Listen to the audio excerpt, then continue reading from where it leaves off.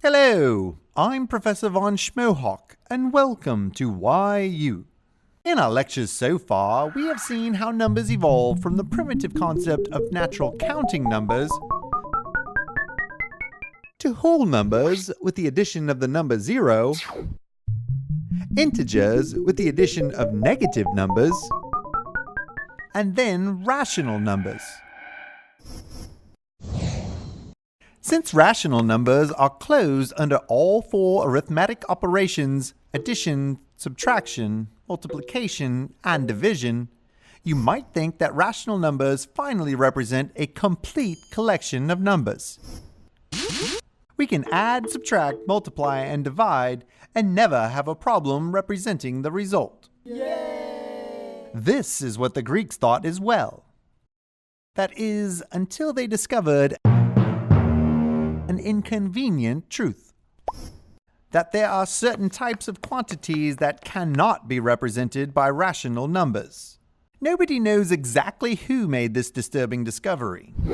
It may have been the great Greek mathematician Pythagoras, but legend has it was one of his students, who was subsequently killed for upsetting the apple cart with this discovery.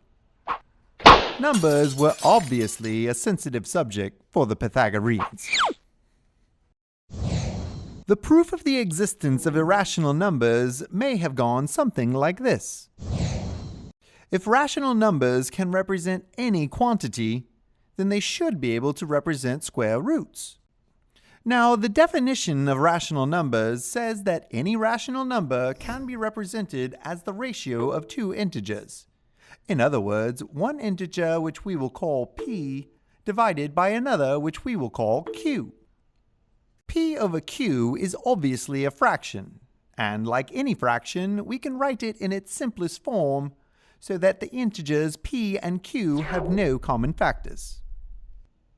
We also know that since the square root of 2 is not an integer, the denominator q is some number other than 1. Now, since the square root of 2 and the quantity p over q are equal, then we can square them both and they will still be equal.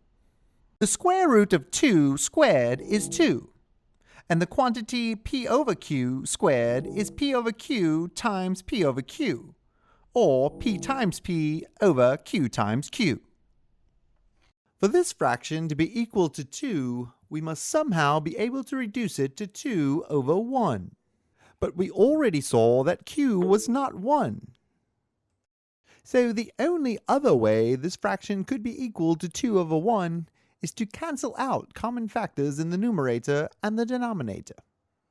But we also said that p and q have no common factors. Therefore, there are no factors in the numerator that are the same as any factor in the denominator. So we can't cancel any factors, and there is no way that this fraction can be equal to 2. Therefore, this is an impossible situation. Our original assumption that the square root of 2 can be represented by the ratio of two integers must be wrong. The square root of 2 must be some value which is not a rational number. A number which is not rational is called an irrational number. This same argument can work for other square roots. For example, we can start with the square root of 3 and try and represent it as the ratio of two integers with no common factors.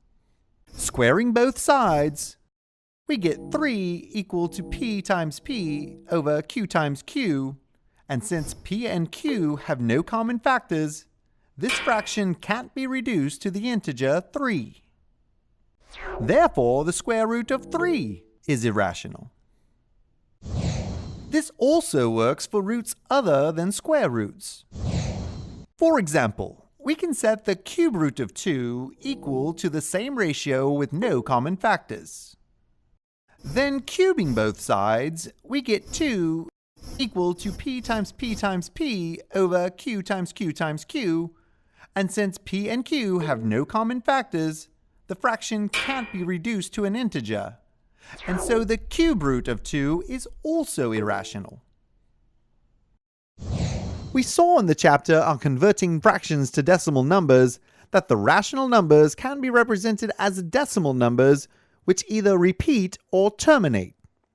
A terminating decimal number has a finite number of digits after the decimal point, while a repeating decimal number ends with an infinitely repeating series of digits. The repeating sequence of digits can be as long as we like, but the number of digits which repeat is always finite. In other words, all repeating decimal numbers contain some finite number of digits which repeat infinitely many times. However, when we try and represent an irrational number as a decimal number, we find that the number will always contain an infinite sequence of non-repeating digits. No matter how many digits we write after the decimal point, the digits will never repeat. Therefore, we can never perfectly represent an irrational number either as a decimal number or as a fraction. With the invention of calculus, mathematicians were able to prove that numbers like pi and e are also irrational. In fact, there are an infinite number of irrational numbers. In the next lecture, we will see how mathematicians eventually combine the irrational numbers with the rational numbers to form the real numbers.